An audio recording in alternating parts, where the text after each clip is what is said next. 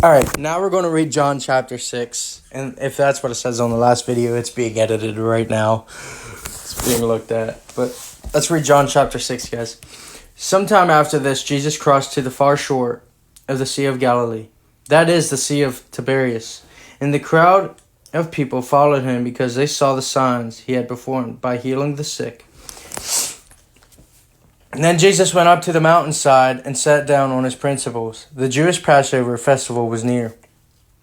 When Jesus looked up and saw a great crowd coming toward him, he said to Philip, "Where shall we buy the bread and these people eat?" He asked this only to test him, for he already had in mind what he was going to do. Philip answered, "It would take more than half a year's wage to buy enough bread for each one to have a bite." Another of his disciples, Andrew, Simon Peter's brother, spoke up. "Here is a boy with 5 small barley loaves and 2 small fish. How far will that go amongst many of us?" Jesus said, "Have the people sit down." There was plenty of grass in that place, and they sat down. About 5,000 men were there. Jesus took the loaves and gave thanks and contributed to those who were seated as much as they wanted. He did the same with the fish. When they had all enough to eat, he said to his disciples, "Gather the pieces that are left over. Let nothing be wasted." So they gathered them and filled 12 baskets with the pieces of the fish, 5 barley loaves left over, and those who had eaten. After the people saw the sign Jesus performed, they began to say, "Surely this is the prophet who has come into the world." Jesus, knowing that they intended to come to make him king by force, withdrew again to a mountain by himself. When evening came, his disciples went down to the lake, where they got into the boat to set off across the lake of Capernaum. By now it is dark, and Jesus had not yet joined them. A strong gust of wind blowing, and the waters grew rough. When they had rowed about 3 or 4 miles, they saw Jesus approaching the boat, walking on water, and they were frightened. But he said to them, "It is I. Don't be afraid." Then they were willing to take him into the boat, and immediately the boat reached the shore where they were heading. The next day, the crowd that had stayed in the opposite shore of the lake realized that only one boat had been there, and that Jesus had not entered it with his disciples, but they had gone away alone. Then some boats were Tiberias landed near the place where the people had eaten the bread of the Lord and had given thanks.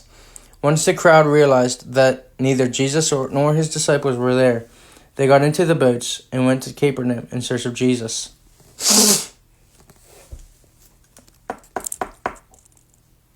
When Jesus was walking on water, Peter didn't believe him.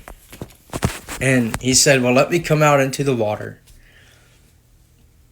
to come over to you, and then I will believe that you are Jesus." And Jesus said, "Come." And Peter went and he started walking. And then he looked around at the storm and he sank.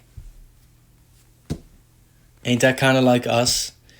We're looking at everything around us instead of what God has to say, and then we sink. Guys, we got to keep our eyes on Jesus or we will sink. When they found him on the other side of the lake, they asked him, "Rabbi, where did you go?" Jesus answered, "Verily, truly, I tell you, you are looking for me, not because you saw the signs I performed, but because you ate the loaves and had your fill. Do not work for food that spoils, but for food that endures to eternal life, which the Son of Man will give you. For on him God the Father had placed his seal of approval." And then they asked him, "What must we do to do the works of God?" Jesus answered, "The work of God is this, to believe in the one who he has sent." So they asked him, "What sign then will you give that we may see it and believe you? What will you do? Our ancestors ate the manna in the wilderness, as it is written, He gave them the bread from heaven to eat."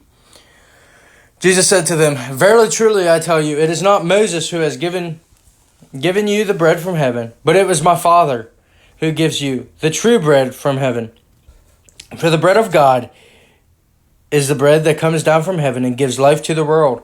"Sir," they said, "also give us this bread." "Always give us this bread." Then Jesus declared, "I am the bread of life. Whoever comes to me will never go hungry. Whoever believes in me will never be thirsty. But as I told you, you have seen me, and still you do not believe. All those the Father gives me will come to me, and whoever comes to me, I will never drive away. For I have come down from heaven, not to do my will, but to do the will of him who sent me. And this is the will of him who has sent me, that I shall lose none of all those he has given me, but raise them up on the last day. For my Father's will is that everyone who looks to the Son and believes in him, excuse me for sniffling, will have eternal life, and I will raise them up at the last day. At this, the Jews began to grumble about him, because he said, I am the bread of life. I am the bread that came down from heaven. They said, is this not Jesus, the son of Joseph, his father and mother we know? How can we now say, I came down from heaven? Stop grumbling amongst yourself, Jesus answered. No one can come to me unless the Father who sent me draws them, and I will raise them up at the last day. It is written in the prophets, they will all be taught by God. Everyone who has heard the Father and learned from him comes to me. No one has seen the Father, except the one who is from God. Only he has seen the Father. Verily, truly, I tell you, the one who believes has eternal life. I am the bread of life. Your ancestors ate the manna in the wilderness, yet they died. But there is the bread that comes down from heaven, which anyone may eat and not die. I am the living bread that came down from heaven. Whoever eats this bread will live forever. This bread is my flesh, which I will give for the life of the world. So he's speaking in parables.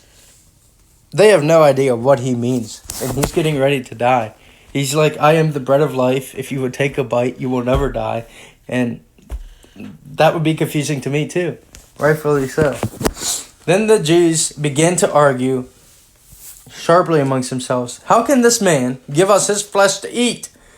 Jesus said to them, Verily, truly, I tell you, unless you eat the flesh of the Son of Man and drink his blood, you have no life in you. Whoever eats my flesh and drinks my blood has eternal life, and I will raise them up on the last day.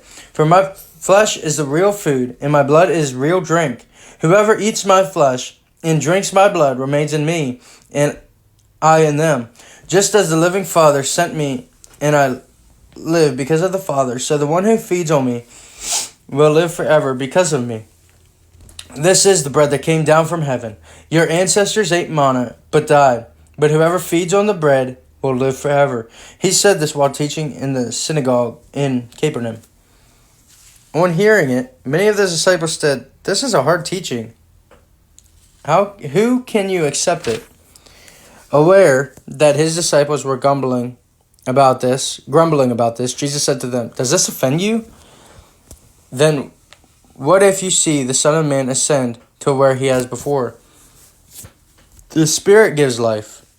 The flesh counts for nothing. The words I have spoken to you, they are full of the Spirit and life. Yet there are some of you who do not believe. For Jesus had known from the beginning which of them did not believe and who would betray him. He went on to say, This is why I told you that no one could come to me unless the Father has enabled them. From this time, many of his disciples turned back and no longer followed him. You do not want to leave too, do you? Jesus asked the 12. Simon Peter answered him, Lord, to whom shall we go? You have the words of eternal life, who have come to believe and to know that you are the Holy One of God. Then Jesus replied, I have not chosen you, the 12, yet one of you is the devil. He meant Judas, the son of Simon Iscariot, who thought one of the 12 was later to betray him. When I come back Sunday, I will probably I'll probably read Jesus' death and resurrection story Sunday because it is Easter. And then we'll go back to John chapter 8. But if you're seeing this, I'm at a Mercy Me concert, so I hope I have fun. Y'all, God bless. Keep Jesus in your life. He wants your heart. Give it to him.